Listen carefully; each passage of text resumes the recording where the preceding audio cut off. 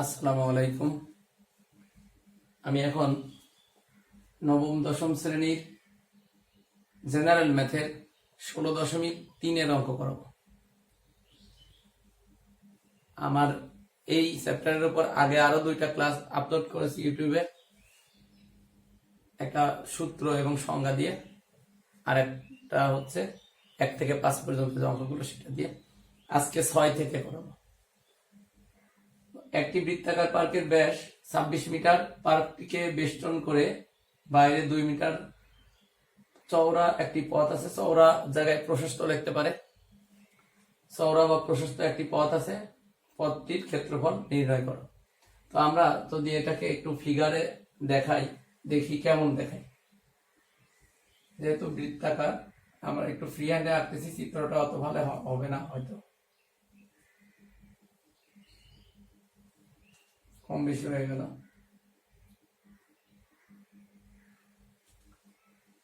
ব্যাস বলতে হচ্ছে 26।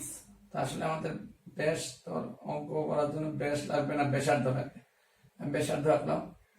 আর এই যে চওড়া, চওড়া হচ্ছে 2 মিটার। আর ব্যাস 26-এর অর্ধেক হচ্ছে 13। আমরা একবারে এটা লিখতে পারি, পার্কের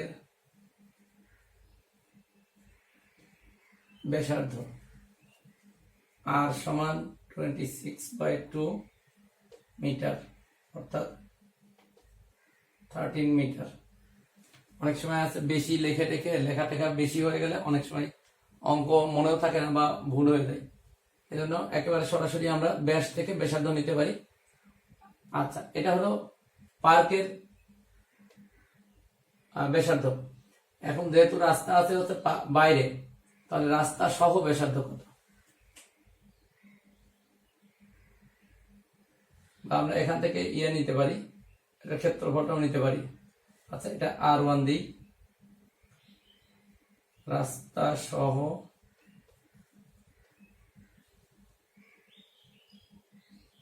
পার্কের ব্যাসার্ধ।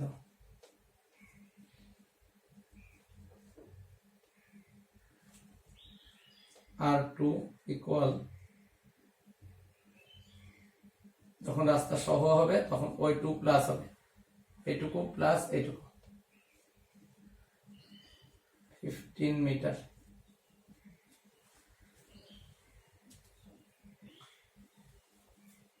এখন রাস্তা সহ ক্ষেত্রফল, রাস্তা সহ ক্ষেত্রফল, রাস্তা ছাড়া ক্ষেত্রফল, পার্কের ক্ষেত্রফল এই ব্যাসার্ধ দিয়ে পার্কের ক্ষেত্রফল বেরোবে, আর এটা দিয়ে হচ্ছে রাস্তা সহ পার্কের ক্ষেত্রফল বেরোবে। এই দুইটার ক্ষেত্রফলের পার্থক্য করলে আমরা পথটির ক্ষেত্রফল পেয়ে দেব।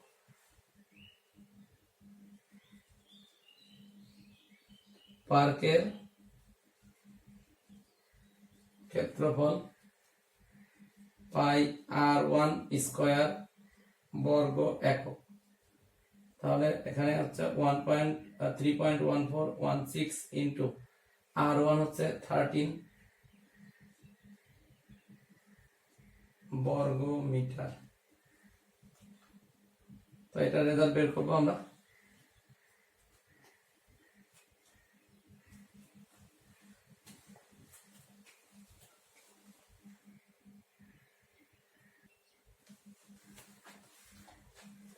আমরা এটা হিসাব করে পাইছি হচ্ছে 530.93 বর্গ মিটার। প্রায় লিখতে হবে, পায়ের মান যেখানে ব্যবহার হবে সেখানে কিন্তু প্রায়টা লিখতে হবে, প্রায়। আচ্ছা, এটা পার্কের ক্ষেত্রফল পেলাম। এখন রাস্তা সহ পার্কের ক্ষেত্রফল, রাস্তা সহ পার্কের ক্ষেত্রফল পাই R2 স্কয়ার বর্গ। তাহলে এখানে আমরা এখন মান বসিয়ে দিই, আবার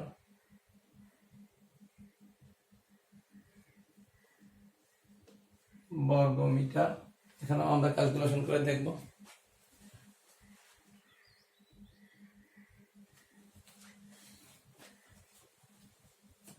এটার রেজাল্ট হচ্ছে 706.86 বর্গ মিটার প্রায়। তাহলে রাস্তা সহ ক্ষেত্রফল আর একটা পার্কের ক্ষেত্রফল অর্থাৎ ভিতরের, তো সম্পূর্ণটা থেকে ভিতরের অংশ বাদ দিলে আমরা বাইরের অংশ পাবো। দুইটা অংশ দেখো, রাস্তার ক্ষেত্রফল 706.86 বিয়োগ 530.93 বর্গমিটার প্রায়। এখন আমরা এই দুটো বিয়োগ করলে আমাদের রেজাল্টটা হয়ে যাবে।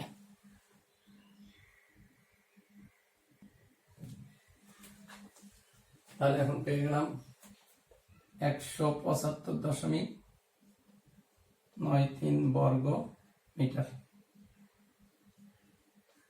এটা উত্তর।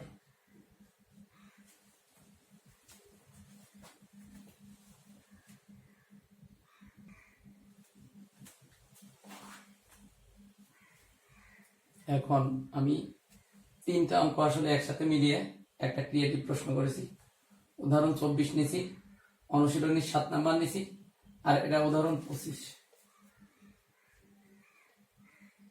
উদাহরণ 25, উদাহরণ 25, 24 আর 7 এই তিনটা মিলিয়ে একটা ক্রিয়েটিভ করেছি। এখানে লিখলে আটবেও না বা দেখতে ভালো লাগবে না। আমি এখান থেকে শুরু করি। সমাধান আমরা শুরু করব। ক কি বলা আছে? একটি রাস্তার দৈর্ঘ্য 211 মিটার 20 সেন্টিমিটার। এই রাস্তার একটি গাড়ি, অর্থাৎ এই রাস্তার উপর চলমান একটি গাড়ির সামনের চাকার ব্যাস 28 সেন্টিমিটার, পিছনের চাকার ব্যাস হচ্ছে 35 সেন্টিমিটার। ক নম্বরে বলা হয়েছে বৃত্তের ব্যাসার্ধ 14 সেন্টিমিটার। একটি বর্গের ক্ষেত্রফল উক্ত বৃত্তের ক্ষেত্রফলের সমান। বর্গটির বাহু কত? বর্গটির বাহু কত? একটা। আচ্ছা, তাহলে ক নাম্বার কিন্তু স্বতন্ত্র আলাদা প্রশ্ন, অর্থাৎ আলাদা, উদ্দীপক রিলেটেড না। তোমরা জানো যে কোনো সাবজেক্টেরই জ্ঞানমূলক প্রশ্ন উদ্দীপক রিলেটেড হতেও পারে আবার নাও পারে। সেই হিসাবে 14 নম্বর কিন্তু আলাদা প্রশ্ন। তো যাই হোক, অ্যান্সার করা যাবে। দেখো, বৃত্তের ব্যাসার্ধ দেওয়া আছে, বর্গের ক্ষেত্রফল বৃত্তের ক্ষেত্রফলের সমান। তাহলে এই যে বৃত্তের ব্যাসার্ধ, এই যে বৃত্তের ক্ষেত্রফল, তো আমরা ক্ষেত্রফলটা বের করে ফেলি। এই ক্ষেত্রফলটাই হবে বর্গের ক্ষেত্রফল, আর বর্গের ক্ষেত্রফলকে বর্গমূল করলে বাহু পাওয়া যায়। তাহলে এই হলো স্টেপ। তাহলে আমরা সরাসরি লিখতে পারি বৃত্তের ক্ষেত্রফল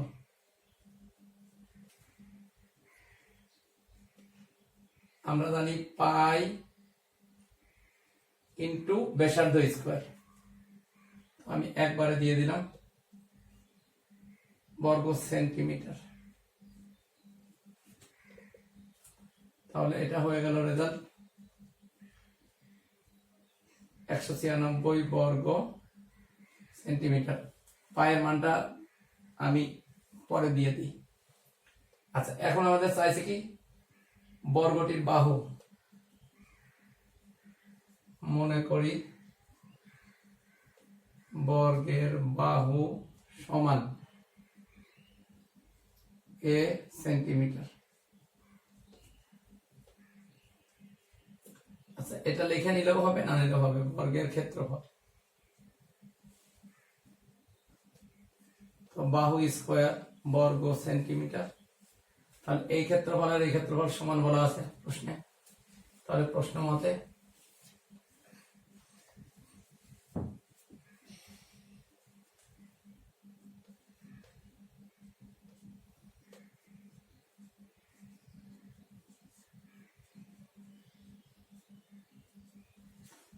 আমরা এটা রেজাল্ট বের করলেই আসলে উত্তর হয়ে যাবে।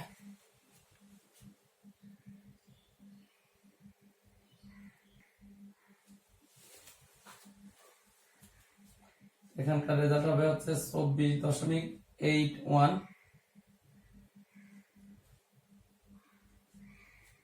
এত অতএব বর্গের বাহু 24.81 বর্গ হবে না, সেন্টিমিটার। প্রায়, এটাই অ্যান্সার।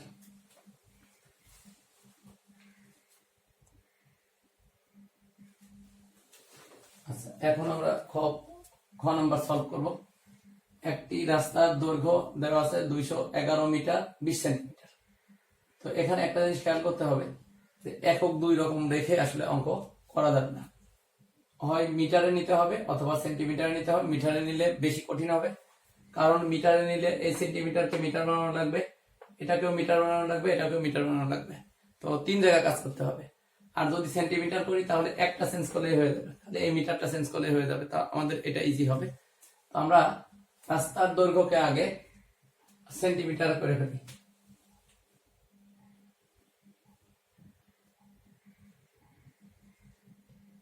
রাস্তার দৈর্ঘ্য 211 মিটার 20 সেন্টিমিটার।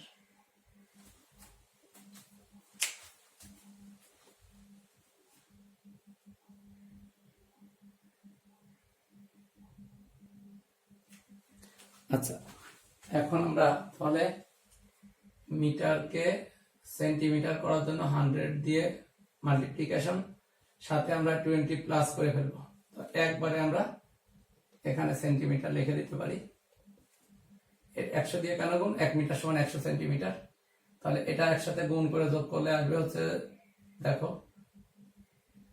211 আর 2 শূন্য যোগ করলে 20, 21,220। ক্যালকুলেটরে করে দেখবা এই রেজাল্ট আসবে। তো হয়ে গেল আমাদের এটা। এখন সামনের চাকার ব্যাসার্ধ কত আর পিছনের চাকার ব্যাসার্ধ কত, এই দুইটা লাগবে।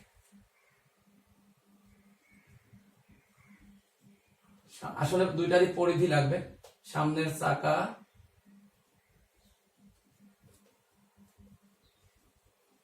ব্যাসার্ধ সমান 28/2 সেন্টিমিটার, 14 সেন্টিমিটার। একইভাবে পিছনের চাকার ব্যাসার্ধ 35/2 সেন্টিমিটার, অর্থাৎ 17.5 সেন্টিমিটার। এখন আমাদের দুইটারই পরিধি লাগবে। পরিধি কেন লাগবে? দেখো, আমরা জানি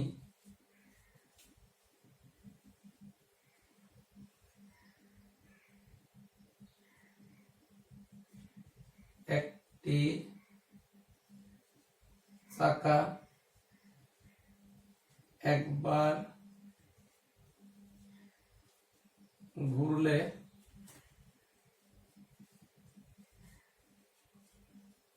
পরিধির সমান দূরত্ব অতিক্রম করে। তো সামনের চাকা, একটি চাকা একবার ঘুরলে পরিধির সমান দূরত্ব অতিক্রম করে। যে কোনো চাকা, যে কোনো বৃত্তাকার একটা রিং হতে পারে, তো সেটাও একটা চাকা। একবার ঘোরা মানে পরিধির সমান দূরত্ব অতিক্রম করে। তাহলে আমরা যেহেতু ঘূর্ণন কয়বার ঘুরবে, ঘোরার সংখ্যা বের করবো, সেজন্য আমাদের পরিধিটা বের করতে হবে দুইটারই।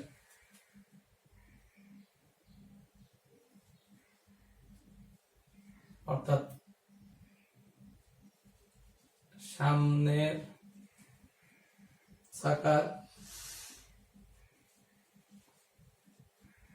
পরিধি সমান 2 পাই, পরিধি হচ্ছে ব্যাসার্ধ 2 পাই আর। তো আমরা এখানে আসলে R1 R2 লিখে দিতে পারি। R1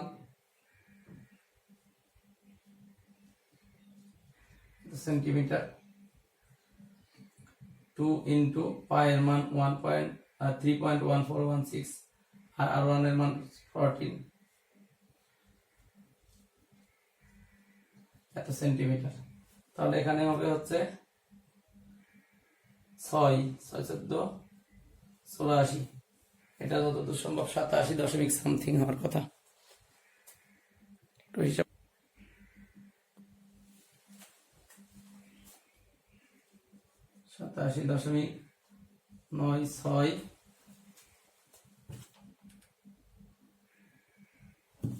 4 8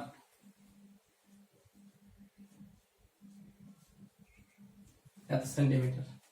একইভাবে পিছনের চাকার আমরা পরিধি বের করতে পারি। পিছনের চাকার পরিধি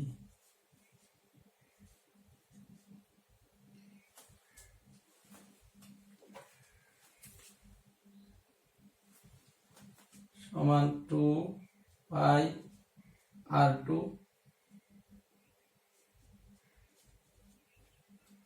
2 into 3.1416 into r2 হচ্ছে 17.5 সেন্টিমিটার। এটা 100 পয়েন্ট সামথিং হওয়ার কথা, হিসাব করে দেখতে হবে।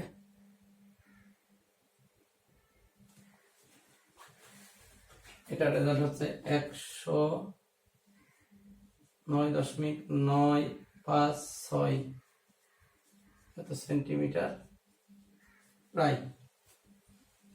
আচ্ছা, আমাদের দুই পরিধি পেয়ে গেলাম। এখন পরিধি দিয়ে এই যে দৈর্ঘ্য, এটাকে ভাগ দিব, সামনের চাকা কয়বার ঘুরবে সেটা পাবো। আবার এই পরিধি দিয়ে এটাকে ভাগ করবো, তাহলেও পিছনের চাকার ঘূর্ণন সংখ্যা বেরোবে। তো আমরা দুইটা বিয়োগ করলেই পেয়ে যাবো।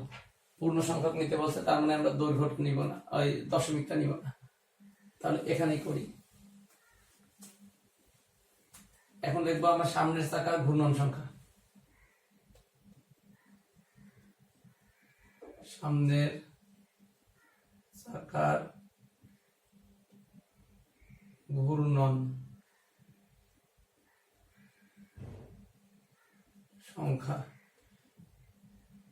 2120 ভাগ পরিধি 87.9648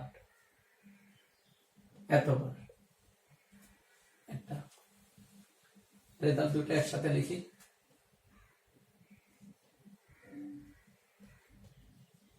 পিছনের চাকার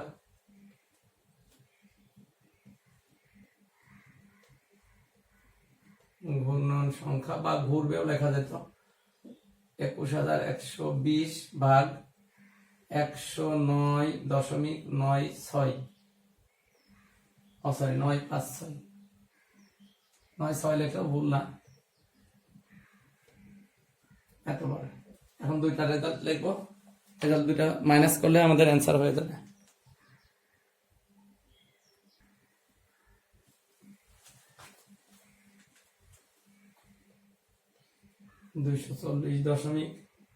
আচ্ছা, আমাদের পূর্ণ সংখ্যক বলছে, তাহলে এতবার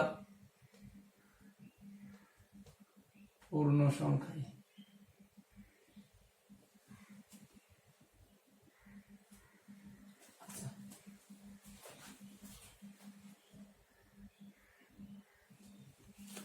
তাহলে এটা হলো 192 বার হবে পূর্ণ সংখ্যা, এটা হচ্ছে 240 বার, 192 বার।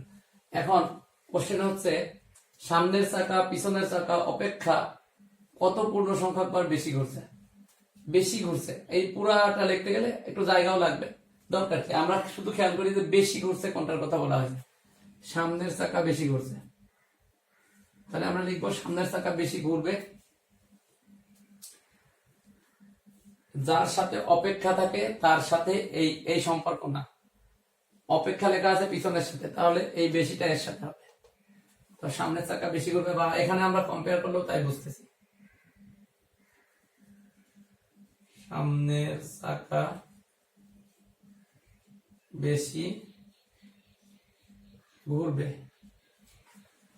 240 বিয়োগ 192, তার মানে দেখো 48 হওয়ার কথা, আর 1 10 কত হলে 14,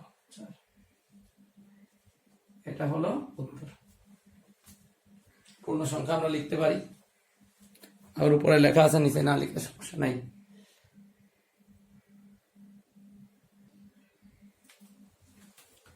আচ্ছা, এখানে গ নাম্বার, ওই দূরত্ব অর্থাৎ এই উদ্দীপক থেকে শুধুমাত্র ওই রাস্তার দৈর্ঘ্যটা নিতে হবে, আর অন্য কিছু লাগবে না। রাস্তার দৈর্ঘ্য ওইটা নিব, ওইটার ওই দূরত্ব যেতে এতবার ঘুরবে, তাও চাকা দুটির ব্যাসার্ধের অন্তর বের করতে বলছে।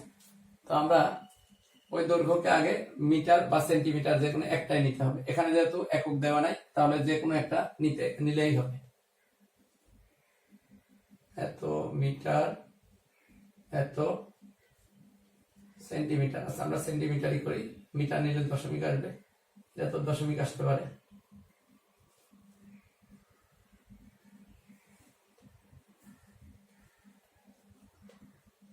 এটা 2120 সেন্টিমিটার। এখন আমরা যেমন খ নাম্বারের মধ্যে আমরা জানি লিখছিলাম যে একটি চাকা একবার ঘুরলে পরিধির সমান দূরত্ব অতিক্রম করে। আবার এখানে পরিধি আছে আর ঘূর্ণন সংখ্যা আছে, তাহলে ঘূর্ণন সংখ্যা দিয়ে পরিধিকে ভাগ দিলে দূরত্বকে, ঘূর্ণন সংখ্যা দিয়ে দূরত্বকে ভাগ দিলে আমরা আবার পরিধি পাবো।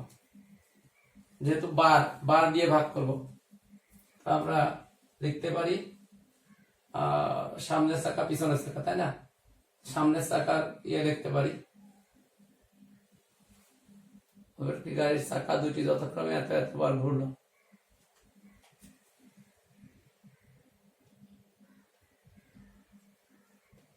সামনের বা বড় চাকা, দেখো একটা জিনিস বলে রাখি, যেই চাকা কম ঘোরে সেটা বড়, যে চাকা বেশি ঘোরে সেটা ছোট। একই দূরত্ব যাতে বেশিবার ঘুরছে, তার মানে সেই চাকা ছোট, আর এটা বড়। আমরা বড় চাকা ছোট চাকা বলতে পারি। এটা যেটা ঘুরছে সেটা বড় চাকা, বড়, আর এই চাকাটা অবশ্যই ছোট। আমরা এভাবে, যেহেতু এখানে প্রথম দ্বিতীয় সামনে পিছনে এগুলো বলা নাই, আমরা বড় ছোট বলতে পারি। তো বড় চাকার ঘূর্ণন সংখ্যা, বড় চাকার পরিধি, বড় চাকার পরিধি সমান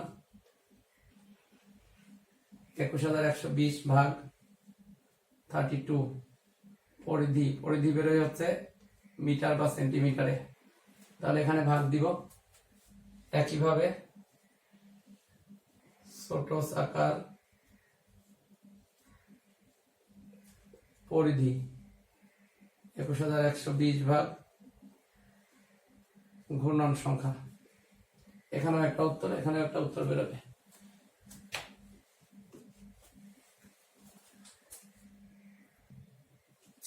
আচ্ছা, আমরা ভাগ করে রেজাল্ট পেলাম। এই যে বড় চাকার পরিধি 660 আর ছোট চাকার পরিধি হচ্ছে 440। এখন মেন প্রশ্ন হচ্ছে এই যে ব্যাসার্ধের অন্তর বের করতে বলছে। তো ব্যাসার্ধ, আসলে ব্যাসার্ধ থেকেই তো পরিধি আসে, এর পরিধি পেয়ে গেছি। পরিধির অন্তর থেকেও কিন্তু ব্যাসার্ধ একবারে বের করা যায়। কিভাবে দেখো, মনে করি বড় চাকার ব্যাসার্ধ আর সেন্টিমিটার এবং ছোট চাকার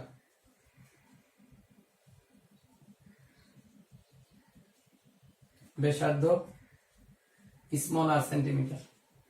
তাহলে দেখো তো, 2πr মাইনাস 2πr, দুই পরিধির বিয়োগফল ইকুয়াল, এখানেও বিয়োগ করবো। আলাদা আলাদা করে কিন্তু বের করে নিয়ে বিয়োগ করলেও হতো, আমি একটু দেখালাম, একটু ছোট হবে।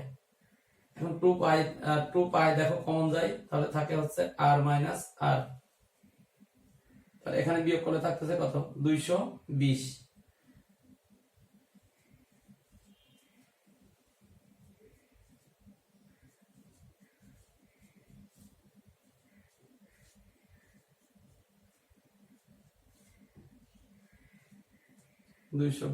দুই গুণ 3.1416। ক্যালকুলেশন একবারে করা হলো, আর ওটা করলে দুইবার করা দেখতো। এখন অ্যান্সারটা লিখে দিব খালি। আমরা হিসাব করে পাচ্ছি হচ্ছে 35 দশমিকের পরে একেবারেই ছোট আসছে, আমরা না নিলেও পারি, আবার নিলেও এরপরে 4 আছে, তার মানে 2 ঘর 3 ঘর যাই হোক নিলে কোনো সমস্যা নাই। আবার শুধু 35 লিখলেও কোনো সমস্যা নাই, প্রায় অবশ্যই লিখতে হবে। এটা হলো অ্যান্সার। হয়ে গেল আমাদের ক্রিয়েটিভ প্রশ্ন।